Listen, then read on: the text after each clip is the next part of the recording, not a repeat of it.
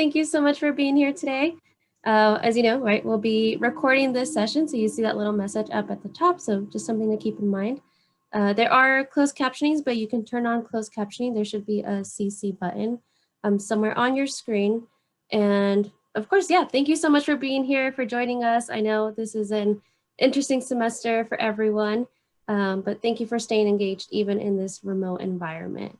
Well, my name is Amairani. I am a first-year advisor in the College of Arts and Sciences, and I'll let my colleagues introduce themselves as well. I'm Kelly McEntee. I am also a first-year advisor in the College of Arts and Sciences. Welcome. We're so excited to have you here today. It's going to be a lot of fun. Hey everyone, my name is Alicia Sepulveda, and I'm an academic coach for the College of Arts and Sciences. And I'm also excited to be here, and I'm glad that you all are joining us today. All right then, so let's go ahead and get started.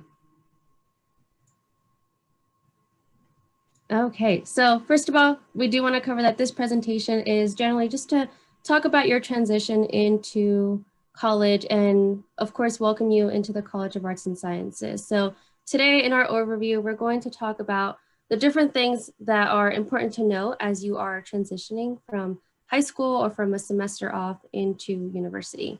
So we'll cover things like life management. We'll go into academic management, self-advocacy, tips for remote learning, unspoken expectations, and then we'll wrap up with major takeaways. All right, so I'll go ahead and jump into our first point, which is life management. So before we do that, let's cover a few more things on what that entails. So here we'll do a quick poll in the chat here in a second. So you have three options here that we'll look into. First one with life management in general. So this covers things like your social, family, and personal commitments. It could be things like maybe watching a sibling, having a part-time job, things like that. We also have academic management.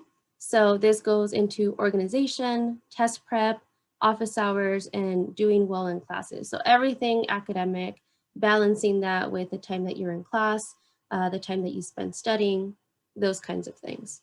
And then last one, self-advocacy. So this is knowing when and how to ask for help.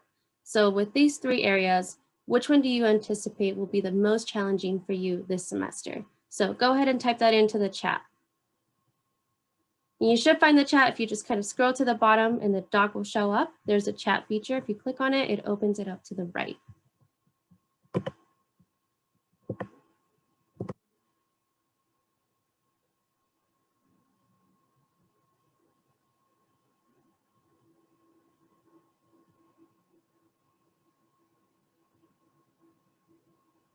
Awesome, yay! Perfect. All right, I'm seeing a lot of life management, academic management. Perfect. Yeah, awesome. Well, thank you so much for participating. We'll kind of wrap around this again towards the end of the presentation. So let's go ahead and go a little bit more in depth into each one of these. All right, so with life management, the first thing we want to talk about is prioritization. So this is looking over your priorities and the different things that you have going on in your life, the things that you value, right? The things that you just want to look over and take care of. So one of the biggest differences between high school and college is that now you do have a lot of choice. You get to pick your major, you get to pick your schedule, you get to pick the things you get involved in, right? There's hundreds of clubs, and you get to pick 1, 2, 3 or so that you get involved in.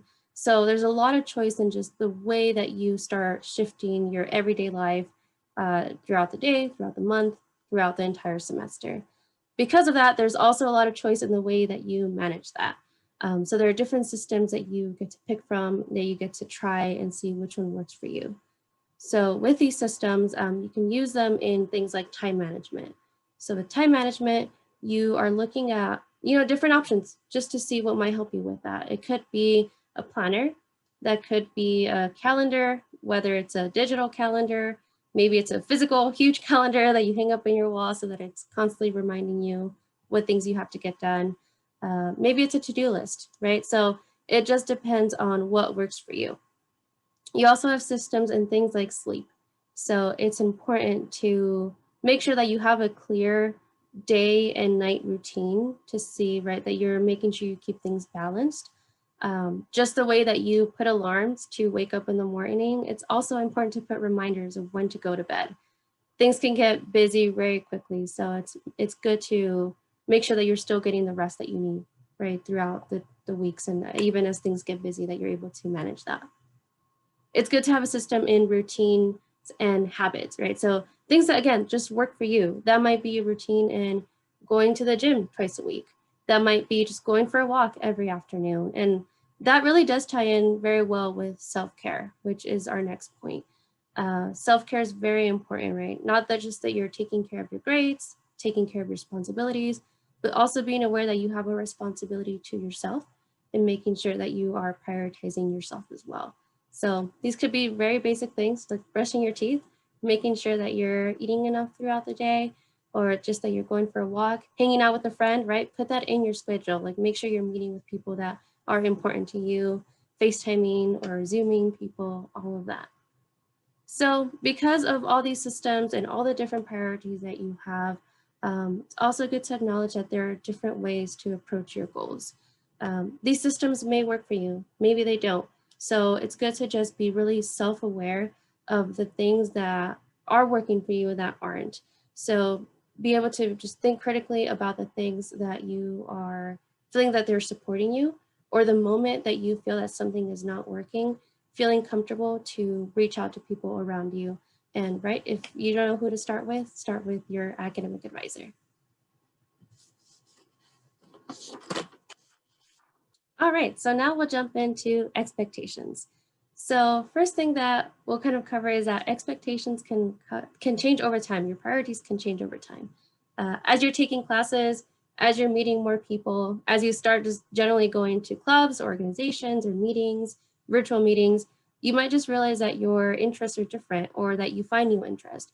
So keep in mind that based on how those things are changing, your values could also change in the way that you approach those. So be open-minded about that. Things could change over time. Expect uncertainty. Be ready to be open and to adapt, especially in a semester like this, in a school year like this. We are still, unfortunately, in the middle of a pandemic. And right now our lives are revolving around a lot of uncertainty, and that can be very overwhelming. So it's good to start the semester by understanding that things are not normal right now, and they're probably not going to be normal for a while. And so giving yourself that flexibility to understand that things are going to shift and change, and just generally to be open to that. Expect more autonomy. So because things are constantly changing and shifting, and even in a semester where there's not a pandemic, that usually happens. I think right now it's just more intensified. But even in a regular semester, we do see a lot of that. And so it's important that you start realizing those cues that your body or your brain is telling yourself of, like, you're feeling really stressed or you're feeling really overwhelmed, that you have the autonomy to reach out to folks, to be able to realize when you need that support. This is a big university, and there are really great things that come with a really big university, but also, right, some downfalls sometimes. Staff and faculty are working with tons of students. And so it's important to remember that, they may not always know when to reach out to you specifically. And so for you to be able to reach out to them when you need that support, that might mean sending an email, a follow-up email, or even scheduling appointments for yourself when you need that support. And last part is that expect college to be messy. Again, things are always changing, moving, and sometimes life happens, right? That could be very real life things like family emergencies or expectations that can get in the way of how things are normally working. It could be just other things like simple mistakes that happen, because those do happen throughout the semesters. I remember just in my senior year of college, I walked into my final exam and the exam was over. So I realized that I actually mixed up the time and I showed up at the end time of that exam. And my first, of course, right, when I first walked in, it was just to feel super stressed, overwhelmed when I realized what was going on. But right after that, I also realized that I needed to advocate for myself, go up to the instructor, acknowledge my mistake that I made and say, hey, I messed up with the time. And then also just clearly state, this is what I need to be supported, and asked for a makeup exam. And it worked out that day. But I think the funniest part of the story is that it was my senior year. I had already had a ton of experience with exams and things like that, but it still happened. So college is messy and there are typically ways to work around it, but the faster you ask for that support, the easier it can be to find those solutions. All right, and so here we have just our final little chart where we show success, right? A lot of times we think it's point A to point B, it's a linear path. For the most of us, it's not. It's really a lot of pit stops, a lot of turning, a lot of changing, but that's just the way that it is, and we are here to support you as advisors and coaches get throughout your journey throughout college. All right, so we'll jump into Kelly. Academic management. So school starts Thursday. Holy moly, it's coming up. So this is something very important a lot of us are stressed about. So let's get into it. Let's talk about some important pieces. So the first piece is really about memorization versus learning. So memorizing can be a really important part of college. And there are many ways that we can kind of hone that skill, right? We can do flashcards, we can use Quizlet, we can use these resources. But as we can see on the chart on the right here, the memorizing is actually at the bottom. So it's foundational to learning, but it's a step in the process to deeper learning, critical thinking. So it's not just going to be that we expect that you memorize this, but it's that you apply and analyze what you're learning to the real world. So that's a very important piece of that. Sorry, my chat is going crazy. Okay. So test preparation.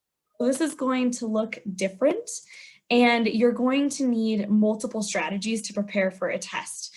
So one example of that could be self-testing. So when you're reading something, reading the textbook, thinking of the topic, ask yourself, I know about this topic? What are experiences or examples that I have in real life that I can apply to this knowledge? That's going to really ingrain it in memory longer than just reading it, doing that kind of thing. So you need to really test yourself repeatedly and see what you're missing.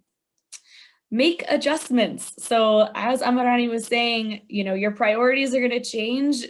Things are going to be necessitating that you make adjustments to your learning style and to your to what's working for you in terms of doing well in your classes. So that might be so for me in college, I learned that I had never learned this before, but I learned that I was an auditory learner. So just reading my notes wasn't actually working. I needed to read them out loud so I could hear them in order for it to go into my long-term memory. So these are things that we can help you with as advisors and coaches to kind of help think about what's the most active way that I'm learning and processing this information, and make adjustments along the way. And then last but not least, of course, write down all of your assignments. This is huge. I had no idea what a syllabus was before I started college, but it tells you when your assignments are due, and professors are expecting that you have that information, that you know when your test is, Amarani. And so you need to know what that is in order to do well. So we're going to show you here on the next slide an example that we really find very important, which is a calendar, a physical calendar where you can actually see all of the assignments that are due. We can give you copies of this. But as you can see in the next area, in the next slide, it fills up quickly, right? So, you have ethics and a math problem set due. What we're trying to do is avoid things that come up last minute. Holy moly, I didn't know I had this assignment due, and you only have an evening to do it. If you have it all written out, then you're going to space it out for yourself a little better. Maybe you break up that that English quiz a couple days before. I'm going to study for that actually on Monday, make sure that I, have space to read my chapter for ethics on Tuesday. But that's really good. If you see it out visually, then it's going to be easier for you to plan ahead. So this is one strategy, but there are many. I mean, you can use your phone, you can use, there's a lot of ways that you can manage your time, but that's something to really think about. This is just one example, and advisors and coaches can really help you with finding more and finding the thing that works best for you. That's the most important. Okay. Moving along, academics in COVID. So we are in a strange time. School begins on Thursday, but we don't actually have any in-person classes until mid-February. So everyone will be starting remote or online. For some folks, that's really anxiety inducing. This is hard to show up and be engaged in things like Zoom where people are just talking at you, for example, this experience. So you need to check yourself. You need to make sure that you know what's going to help you be successful. So shameless plug, I am doing another presentation on Wednesday, 1 to 2 p.m. on thriving in online learning. So we're going to be talking about learning strategies. What's the deal with Zoom versus remote learning versus online learning. If you are newer to online learning, or if it's something that you just really don't like doing, definitely come to this presentation. That's what we're going to talk about. And we're going to have a lot of honest conversation. I think it'll be a really good idea. So we'll be sending out an email with that here today or tomorrow. So look from your advisor. And then I also just wanted to explain a problem that we had this fall about 2 classes that you have to do. So one class is called the COVID Canvas 19 module. It is part of your online new student welcome experience. You have to do that in order to get your hold lifted to register for classes. So we hope that you already did that. But if not, go to canvas.colorado.edu. It'll show up. You can just go ahead, fill out those modules and be done. But you'll also see that you were pre-enrolled into a class called ARSC 1520, Health, Society, and Wellness. So this is a 1 credit hour class, pass-fail, that is also hosted through Canvas. So it's a little confusing because there's 2 COVID Canvas classes. But this is really for a pass-fail grade. So if you pass the class, that's great. But we have had some students actually forget about it and fail the class. So we don't want that to happen to you. We want you to be prepared. So please go on to Canvas, check out that class, and really, thinking about that calendar. This class doesn't have regular due dates. It's just kind of all due before the end of the semester. So you're going to have to make yourself deadlines so that you remember, oh yeah, I've got that COVID class. Why don't I, it's a little bit less busy this week. I'm going to throw on a few modules for that COVID class, that Health, Society, and Wellness. So just wanted to remind us about that. Okay, and moving on in terms of academics. Academic advising, what is it? I hope that you have been able to meet with your advisor before the semester started, but we wanted to just let you know, advisors do far more than just tell you what classes to take, right? We talk about the transition to college, particularly in this COVID environment, how this is a very unique experience for you all, and for us as advisors as well. But that's what we want to try to do, is help you build community, because this is a time where we really need it. So we talk about transition to college, homesickness, getting involved. So that could be, if you want to do study abroad, things like that. If you want to find a club on campus, all our clubs are still meeting. So that this is a way to, even in this remote environment, really plug into the campus. Research in your department, volunteering, tutoring, all this good stuff. So, and of course, exploring majors and minors. We have a ton of first-year students who change their major within their first year. That's not only welcome, it's encouraged, absolutely, to explore, try something different. We have, majors and certificates in college that you probably have never heard of in high school. So, so this is a good time to try something new.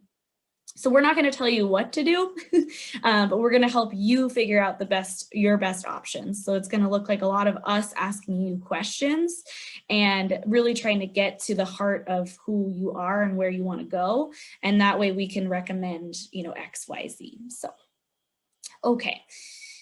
Just a quick reminder, we have appointments and we have drop-in advising. So all meeting with advisors or academic coaches is reserved through Buff Portal Advising. You can actually just find that as well on Buff Portal. If you just type in advising, it'll pop up. So we have individual appointments. They're 30 to 45 minutes. Those are for those longer conversations. If you're wanting to talk about a 4-year plan or study abroad, or I don't know what to do with my major in my life, book one of those appointments. Drop-ins are really meant for quick questions, just, I need to switch a recitation. What is a recitation? Those would be great times to come in. So all advisors on campus have drop-ins Mondays 1 to 3. If you were ever curious, maybe I want to be an astronomy major, you can always meet with an astronomy advisor during that time. So there's no need to reserve. They're first come, first serve for most advisors, although some of our advisors do offer micro appointments instead of drop-ins. Those are those 15 minutes. You just book that 15-minute appointment and that's yours. You don't have to wait. So please check those out. We'd really love to meet with you. The earlier, the better, in order to kind of help you get connected onto campus. So just reminders on. And all right. So self-advocacy, I believe this is Alicia. Awesome. Yeah, so this topic is really near and dear to my heart, and I'm really excited to talk about it today. It looks like in the chat that a lot of you aren't super concerned about this, so I'm really interested to kind of see maybe how this has changed and how this changes after we talk about self-advocacy a little bit more. But it's so important in college, number one, but it's also it's really important in life. It's also really important during COVID. So critical skill that we all need as human beings, but we have found that whenever we work with college students, that this is actually really challenging for most college students and most humans. So we're going to talk a little bit about what it means to self-advocate, signs that maybe you need to self-advocate, and then also how to actually do it. So when we're talking about self-advocacy, we're talking about you communicating needs that you have to another human being. So what that might mean for me in my life, I work full-time. Let's say I'm prepping for this presentation and I'm struggling with how to articulate something. I might touch base with one of my fellow presenters and say, hey, can I talk about this with you because I'm struggling a lot in this area? That's a way that I'm actually self-advocating because I am looking for help. I'm looking for collaboration. I'm looking to get another person's perspective on something that I'm working on. So that's just one small way of how we self-advocate on a day-to-day basis. I know that in college, this was really, really challenging for me to self-advocate. I had no clue what the heck I was doing or who to go to for help. So that is one of the main goals of this presentation, is that you leave with having at least one person that you know you can go to if you struggle or if you're not sure what to do. Some signs that you are struggling with or maybe would need to self-advocate are connecting, thinking when you have a test and you're like, oh, wait, that didn't go so hot. Oops, that's a sign that maybe you might need to self-advocate. If you miss an assignment, I like to think about it as if you miss one assignment, okay, you just messed up. Those are kind of what Amarani said earlier about kind of college is messy. Sometimes we make mistakes and we just mess up. If you miss one, okay, that's just like a, dang it, I will, rally and do it better next time. If you miss 2 assignments, especially within a week or 2, that's a flag for you to say, okay, maybe I need some help in this area, or maybe I need to change something up. So those are just examples of different things that you can kind of pay attention to in your own life to notice, oh, hey, I think I might need help here. Another sign is that you're not really understanding the material. I know that I actually took an astronomy class, so funny that you mentioned that, Kelly, but I took an astronomy class and I had no clue what was happening. And I went to class every single time, and I tried to pay attention, no clue. That should have been a sign for me to say, hey, I need help in this area. I struggled so much just to get a C, and I was proud of that C, but I struggled to get that C, and I didn't really understand what was going on in the class. So that was a sign for me to say, hey, I might need help here. So that could mean going to tutoring, asking a friend for help to study, or actually going to the professor and talking to that professor. Other things is that you miss scheduled meetings. You will make meetings throughout your time in college, whether it be for your health, your mental health, or for academic support through academic advising, academic coaching, etc. If you're missing scheduled meetings that you have, again, that's not another sign that maybe you're needing a little bit more help in this area around time management, that you're really struggling in this area. So that could be a sign for self-advocacy. And then another thing is when you feel like you're not sure what you're doing for the rest of your life. I want you to first know that that's so common. I think all three of us who are presenting here are successful and also have no clue what we're doing with the rest of our life at the same time. And so this is part of the process, especially in your this like time period of just being in college. This is a normal question. And if it's really stressing you out and you want to talk through that with somebody, there are so many people on campus that can help you process and think through what is best for you. So please know that there's so much support here in this area. And I think it's one of the common questions that I see with college students, just because you are questioning what's next after you graduate. And that's a hard question to ask sometimes, to ask yourself. So just be honest with yourself. If you are struggling in that area and you want more support, please know that we all want to help you figure out what you want to do with your life. Like, we all want to help you take steps towards that. So just be ready for that. So whenever you start noticing these signs and you start recognizing, okay, I need help. Okay, now what do I do? The first thing is to ask yourself, what is it that you really need? Do I just need a friend to like process through this, what's happening in my life? Maybe that's it. Or maybe I actually need to go to the counseling center here on campus. That's a free resource that you can go to and you can talk to somebody and just process what's happening. Maybe it is going to see an academic advisor. And we always recommend, if you're not sure who to go to or like what resources are on campus, because there are so many, just start with your advisor. They're the best person to just say, hey, this is what's happening in my life. Here's what's going on. What do I do? They know about so many resources. They know about so many opportunities. So self-advocacy doesn't always have to be like a negative thing or like I need help. It could also be like, I want to grow and develop into my best version of myself. And how do I do that here? What are the cool things like research opportunities or study abroad or things that you don't even know are possible here on campus? Like, I have students who want to, change climate, or they want to like combat climate change. They want to completely reverse what's happening in our world when it comes to our climate crisis. And I'm like, yes, let's go. How do we do that? You can start doing research right now, even as a first year student, with professors who are trying to work towards this.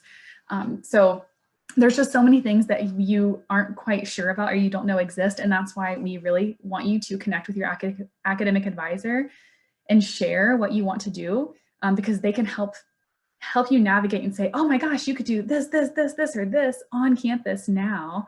And you're probably only aware of maybe one of those things.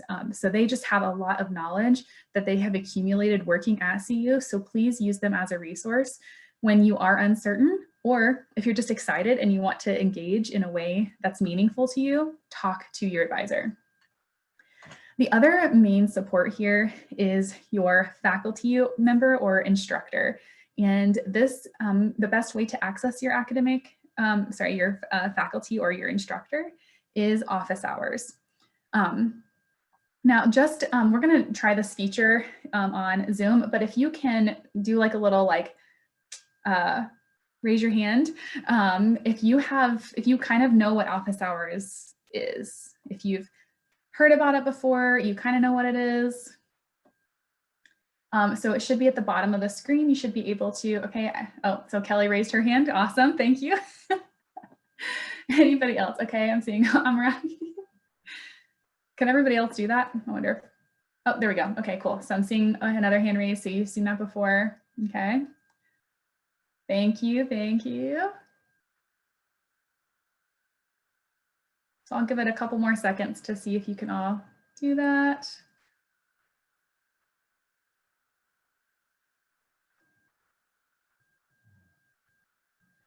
Awesome. So several of you have heard about office hours. So we're going to talk a little bit more about it. And I want to kind of see what your thoughts are about office hours after this conversation. So go ahead and unraise your hand right now, which you should be able to just re-click it and it will drop your hand down. Awesome. Thank you all.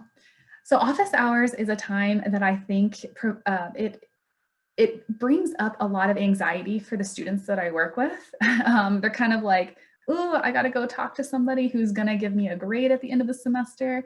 And depending on that faculty member, it can be very awkward. It can feel very awkward going in and meeting somebody new, even if it's through Zoom or if it's in person. So what I want you to do and to kind of challenge yourself with is to think about office hours as a way to self-advocate and a way to also build a relationship. And these people are, again, most of them, I will say 95% of faculty and instructors are amazing. They want to help you and they want you to learn the material. So ways that you can actually think about office hours and just different things that you can talk about during office hours are first is just the course content and talking about different topics in the area or in that class. So it could be like, hey, we talked about branches of government. I don't know why I'm thinking about that, but just we talked about branches of government and I had a question about this one topic. So that's one way that you can actually talk to professors is bringing in the content with you and having like 3 questions or 3 topics that you want to talk about with your professor on a sticky note or like in your phone. So that's going to hopefully help you feel a little bit less anxious about going in to talk to your professors. Also, you can ask for clarification about things that you need to do. So if you have an assignment that is pretty unclear, that's a great time to actually go talk to your professor and say, hey, I have a lot of questions about this assignment. Do you mind if we talk through them a little bit? Most of them are more than happy to help you through that. Other things that you can do during office hours is that you can also review your exams with your professor. So you can talk to them and say, hey, I had a really hard time with this test. Didn't go so hot. Can we talk a little bit more about some of the answers because I'm really unclear about why I got them wrong. That's actually a really great way to use your office hours. A couple other ways is to check your own learning. So again, if you're confused, like I talked about with my astronomy class in undergrad, walking in and saying, hey, I'm having a really hard time grasping these concepts. Do you have any ideas of different ways that I could study, that I could learn, or access to different resources or tutoring? And then the last piece here too is that your professors are humans also, and they were in your shoes before. So they're also researching incredible things. So many of our professors are experts and are doing amazing work in their field. So if you are interested in sociology and you love sociology and you're taking a class and your professor is really kind of interesting and you're like, wow, this person is, I'm kind of vibing with, you kind of like their teaching style. Actually, you can go to their office hours and just talk about how they got to their position and also like, what are they researching right now? And just be curious. I think if you can follow your curiosity in college and in your classes and in your life, you're going to have a fun life. I really do believe that. So following your curiosity here is key, especially with office hours.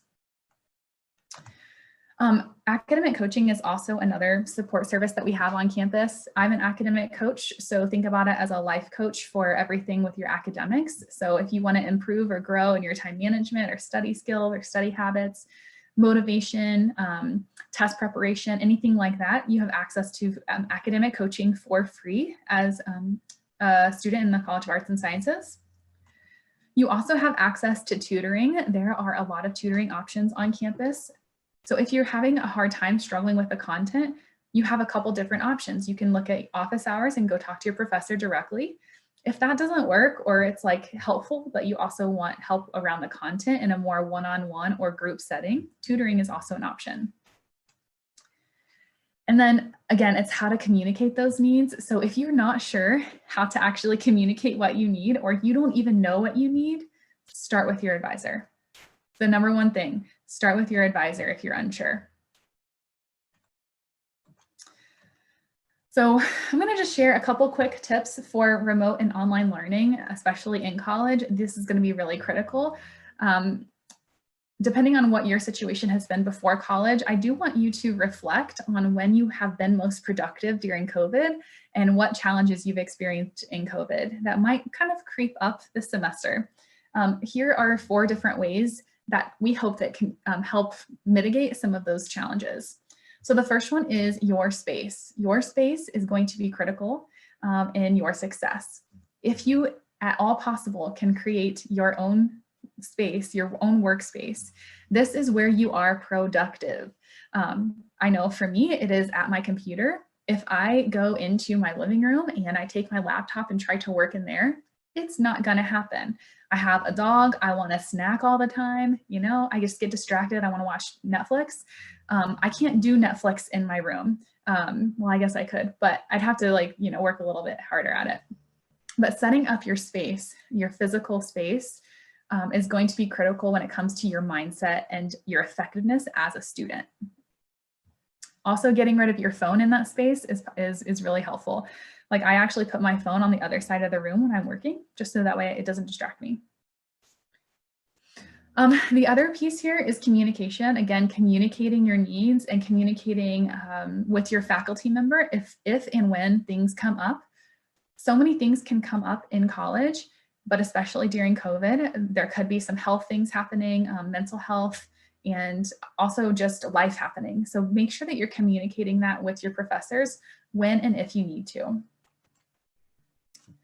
Another thing is to create good habits and be willing to adjust and adapt. We already talked about this, but this is so critical. If you have something set up, if you are using a time management system that's working for you, and then all of a sudden something happens and it doesn't work for you any longer, that's okay. Try something different, make slight changes that will make the biggest difference for you. And then the last one is to engage. And I am super excited about Kelly's workshop. I highly recommend going to it, but engaging on Zoom is going to be a challenge. It's a challenge right now, I'm sure. If you're kind of like checked out a little bit right now, if you're kind of like having a hard time with focus, this is going to be critical for you to go to and to pay attention to how you're engaging in classrooms and in workshops and different spaces like this. Engagement, highly recommend using that chat feature. If you have any questions, you can go ahead and start putting those in the chat because we are kind of coming to the end, but that's a great way to engage in the classroom, is to ask questions that way. You can also unmute yourself in classrooms. We're not going to do that today, but you're able to typically unmute yourself or the professor can unmute you if you have questions. So if you want to participate, but you don't really feel like you have anything to participate, ask a question. Again, that's that curiosity. If you can follow that curiosity, that is going to be ideal. So you can ask questions, and that still shows a lot of engagement in that material and in that classroom.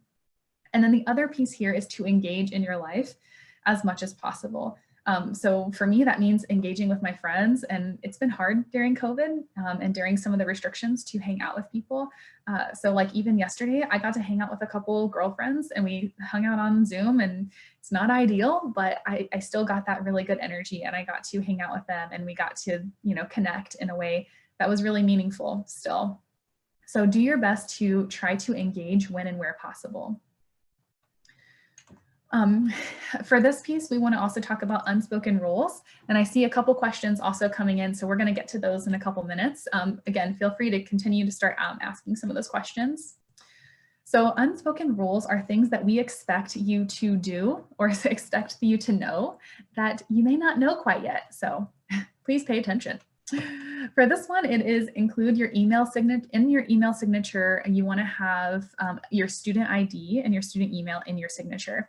And you really want to only use your CU email when you are communicating with CU folks. if we get an email from a random at gmail.com, it's really hard for us to know who you are. So please make sure that you're actually using your CU email and checking it on a daily basis. That is expected of you. It is 100% expected. If you're not checking your email, you're gonna miss something. I can guarantee it. Like that's like a 100% money back guarantee. If you're not checking your email, you're gonna miss something. The next piece is to write down all of your assignments in one place. We actually expect that you know how to do this, but I know I work with a ton of students. That's not actually happening. So make sure that you're writing down all your assignments in one place. It's actually much more effective to do it this way and to have it in a full picture in that monthly view. Prepare for your first exams earlier than you think. It is not going to be, it's not going to go well if you prepare the day or two before. It's just not. So make sure that you're preparing for first exams earlier than you think.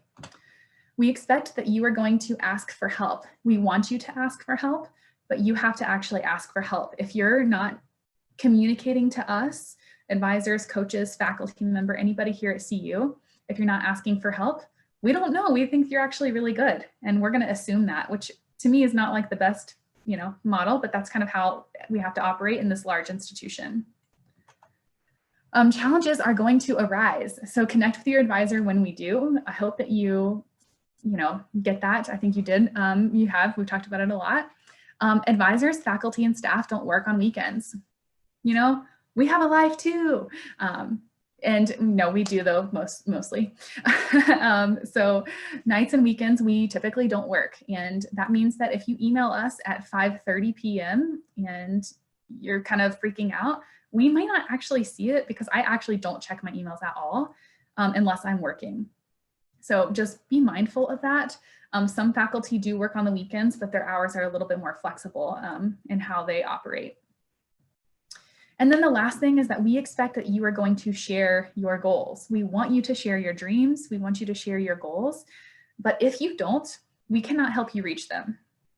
So please share your dreams and share your goals with everybody that you can on campus, because we can tell you about things that you don't know exist. That's going to help you build that confidence and build skills to actually become and do the thing that you want to do. Okay, so now we're going to do a quick check-in. This is just a quick, what do you think now is going to be most challenging? Is it going to be the life management? Is it going to be academic management or self-advocacy? So go ahead and take a second and put that in the chat.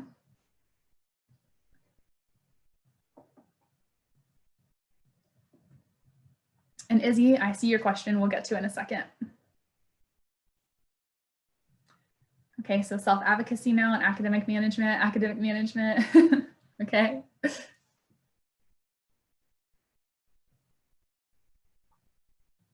Life management, self-advocacy, awesome, yes. So for some of this, it's changed since we first started talking. And so this is where self-awareness comes in. As you become more self-aware and you learn more about what's happening in your life, when you learn more knowledge, you gain more knowledge, sometimes things change for you. Sometimes you change your mind whenever you have more information. Or you actually know more about yourself. And so that is so critical as you continue on in your college journey. So just some quick takeaways really quick. Expect to feel different emotions at the same time. You might be super excited and stoked about your goals, but your classes are just kind of you're not feeling it right now. The opposite might happen. So just expect that you're gonna feel super excited, kind of nervous, frustrated and stoked about the same thing potentially, or in different things that are happening in your life. Expect ambiguity. Things are not typically right or wrong. There's typically what is the best thing for me right now in this moment, and we can help you with those decisions if and when you need that. Expect to mess up, adjust, and adapt. It's going to happen. Know that you can't just memorize. You really have to think deeper about the material when you're going into to college. It's also okay to change, and it's okay to change your mind. This just happened in some of the chat. Some of you had the same things. You're like diving deeper. You're like, yep, nope, still definitely academic management. And then for some of you that may have changed. And so just paying attention to that. That's a good thing. Expect that you're going to need help. This is part of the process. You're going to need help. That's okay. And then look for ongoing opportunities to develop and grow. There are so many things that we have to offer here at CU. Please make sure that you use those things because they're going to help you become who you want to be. We want you to develop and grow. This is such a critical time in your life, and you can really use that to your benefit in so many different ways. So that's all as far as the presentation. So we do have a few minutes for question and answer. I'll address the first two, but I want you to go ahead and start asking some more questions. So Izzy, thank you so much for your question. We have a when do we get our syllabus online and when do classes start to show up in Canvas? So those two things should actually happen about the same time. You are supposed to be notified, I believe within 2 days of classes starting. You're supposed to have access to your Canvas and you're supposed to be notified about your syllabus and different things like that. So you should be getting that in this week really, is what we're hoping for. I would say that I'm actually teaching a class and I'm planning to release that today or tomorrow. So if you're enrolled in my class, you would have access to it then. A lot of professors will also connect with you via email. So make sure that you're checking email and Canvas. Canvas will also send you notifications. Those aren't necessarily automatic. So I would just check your Canvas and just see what your notification settings are.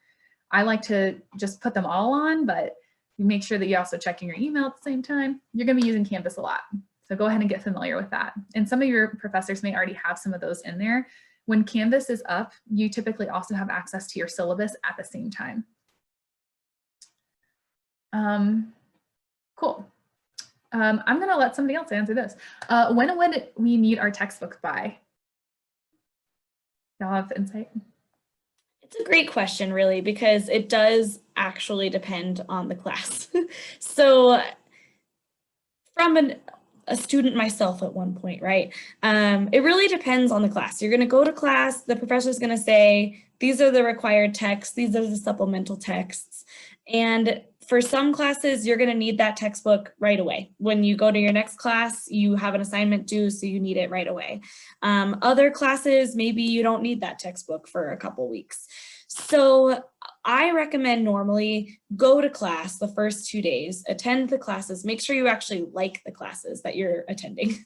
And if you want to switch up those classes before you buy the books is obviously the best time to do that. So, and then after that, you can buy your books or rent your books at the bookstore, obviously Amazon, all these other, sources to find what you're looking for.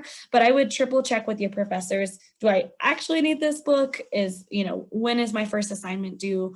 That way you can make sure to plan out, the plan for that. And also a good amount of our books are available at the library as well. So if you just want to see if you can, check that out for a couple months, that's okay too. But that's the best way, rent or buy at the bookstore is what I usually recommend. Great question. Yeah. What other questions do we have? So time zone problems was mentioned as like maybe a challenge, I think. That is totally real. You got to double and triple check that if you are outside of Mountain Standard Time Zone this semester.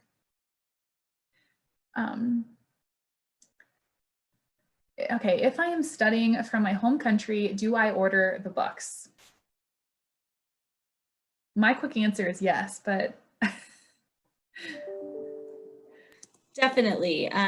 You will still need to order the books because you still need to be on top of those assignments. So I would, again, kind of go to those classes the first couple, make sure you need the book that they mention, and then go ahead and order that book.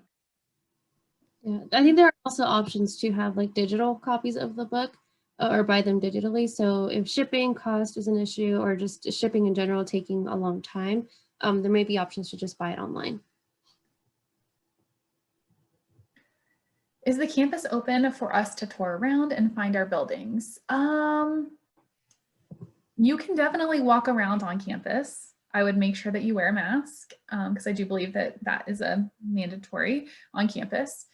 You may not have access to actually get into the building. So that could be a challenge. And you may also want to wait when we get closer to actually being able to do hybrid and going in person to classes because you might forget anyways. But you definitely could potentially go ahead and walk around. Good question though.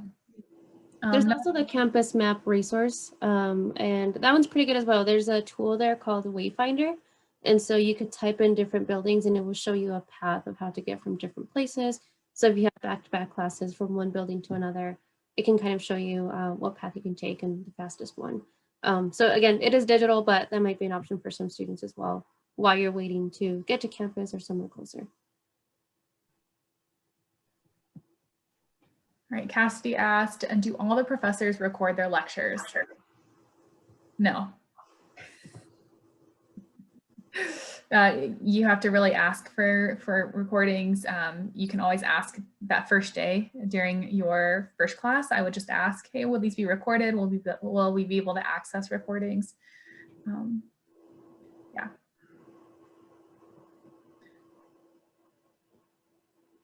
Since the first month is online, how are some classes labeled as in-person? Great question. Do either of you want to take this one?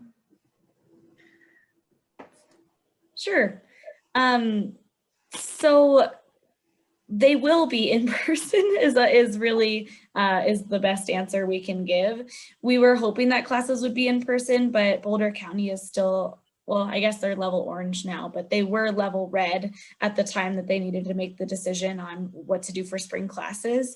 So with that, we couldn't have any in-person gatherings at all. That's a state and county level decision. So yes, we will have classes in person, starting mid-February again, and those, will plan on being in person for the semester. We have to be honest, things have changed. Last spring we thought we were in person, and then holy moly, mid-March we had to go fully online. The same thing happened due to an outbreak in the fall, but we were able to return to in-person classes. So what they're trying to do right now is take temporary breaks, like maybe we need to do 2 weeks off to get our cases and our levels down, and then come back in person. But they're hopeful that starting this way is going to mitigate the amount of cases so that we can just kind of go full in person when it's a little bit down in our county. So that's the goal. But great question. And we have, what is a module on Canvas? Perfect. So Question. I don't know. Does anyone else want to answer that? I think of it sort of as a unit. It doesn't have to be a unit, but that's how my brain organizes it. Where you have this unit and this module would have all the information that you need to know for this unit. And maybe at the end of it, there's an assignment or a quiz or something like that. But that's sort of the way that I organize it. Any other? Yeah, I can share a little bit too. So I'm actually teaching this semester and kind of setting up my class. And so for me, each class is a module. So I have, and it's by topic. So it'll be module 2 is week 2. And we're talking about, backwards planning or something. So that's for me what it means. It's typically based on topic. And so in that module, I have an assignment. If there's an assignment that due that week, I'll have like the PowerPoint slides typically, and a couple other like readings. If you have to read before class, those will be in there, or if you have to read after class or for an assignment. It's just a way to kind of organize different things.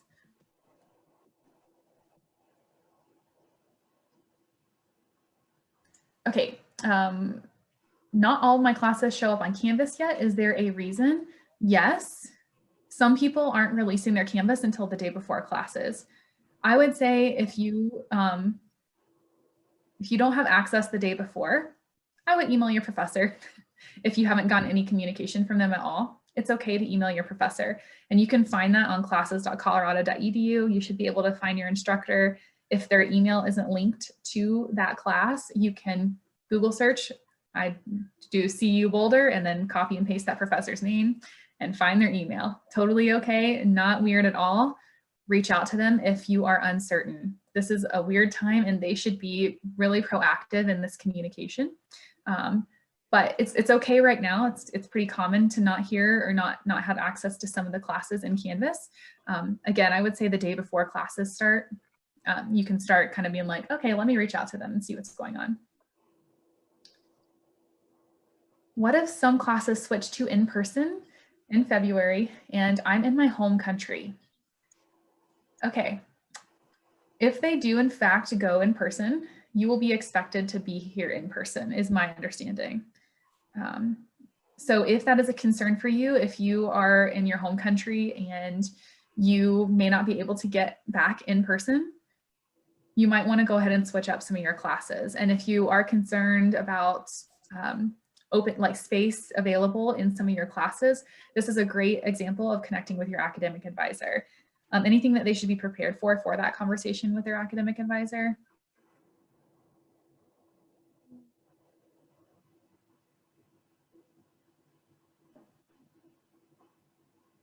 I think it's just going in with information about the instructor as well.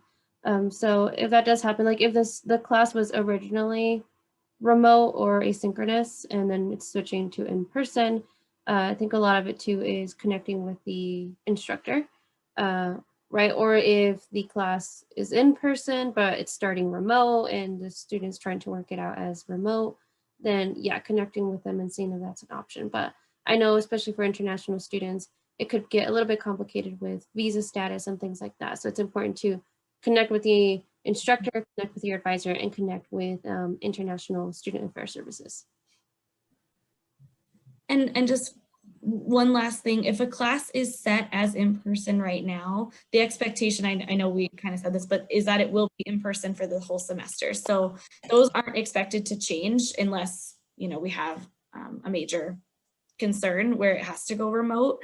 But if you know, coming to campus would not really be a possibility or might cause problems, we would just want to go ahead and switch that class to a remote class instead of having an in-person class.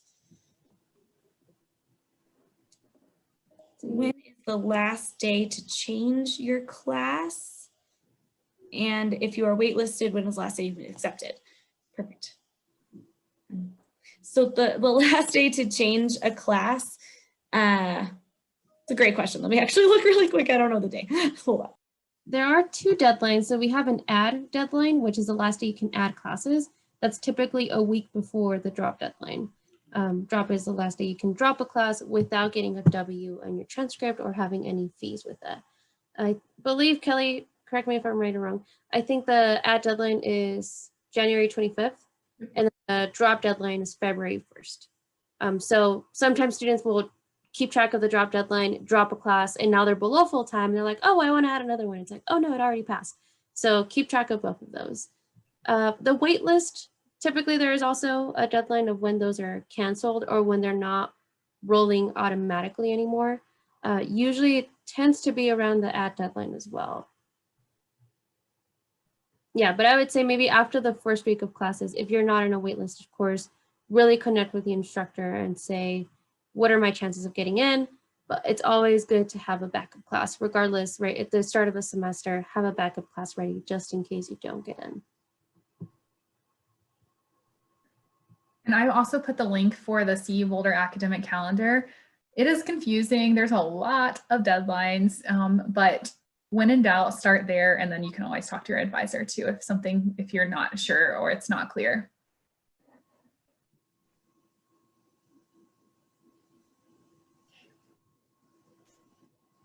Are there advisors that I can schedule meetings with to help with my dorm, car pass, financial aid, etc.?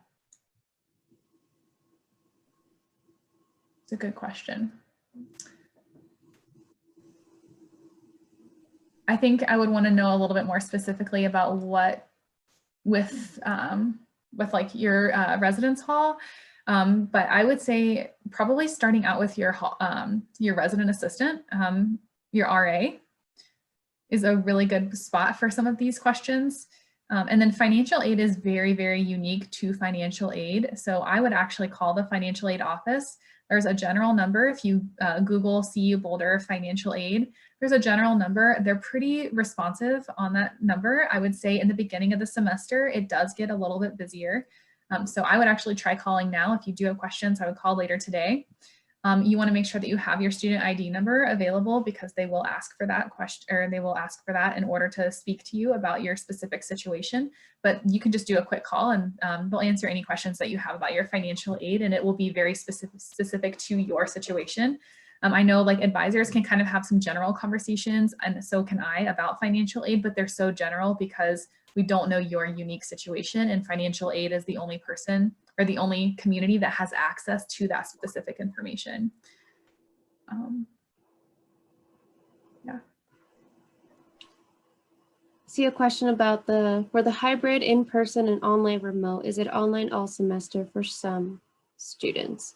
So I think here first is understanding the different teaching formats.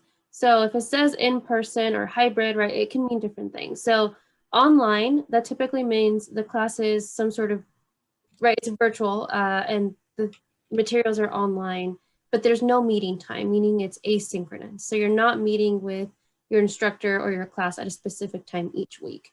It might be more that you kind of pace yourself on how you do the work, but then there are deadlines throughout the weeks.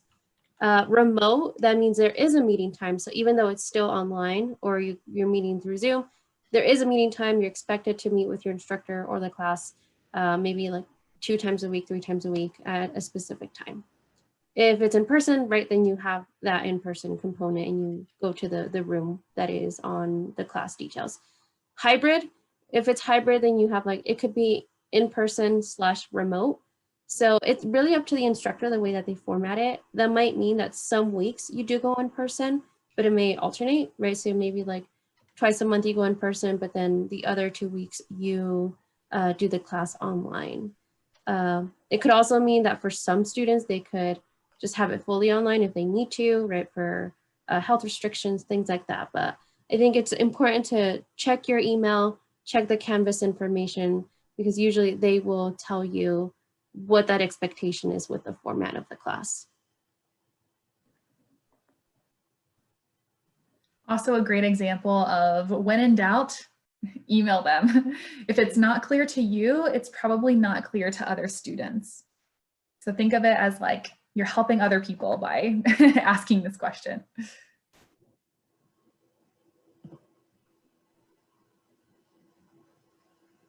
All right, I don't see other questions. I did see a comment earlier from, I think it was Sophia, about feeling like the resources are all over the place right now, where it's hard to kind of track those down in one place. And I think that's a struggle that a lot of people are feeling right now, because we don't have that spatial understanding anymore, right? Even working from home, like typically it's like, oh, go to this place for a meeting, and then you have your student meeting here, and then you have your lunch here, but now it's all in one place. So it can be really hard to keep track of that. So I do want to just acknowledge that it is very difficult. And if you're feeling like you're not understanding the systems, schedule a meeting with your instructor and just say, I don't know where things are, or how do I find these? And they can really walk you through the different portals, because there is a number of them. So we can walk you through those portals and how to do things where. Like in some portals you do class stuff like Canvas, other portals you do picking your classes, and other portals you make appointments. So we can help you navigate that if you're feeling lost with resources.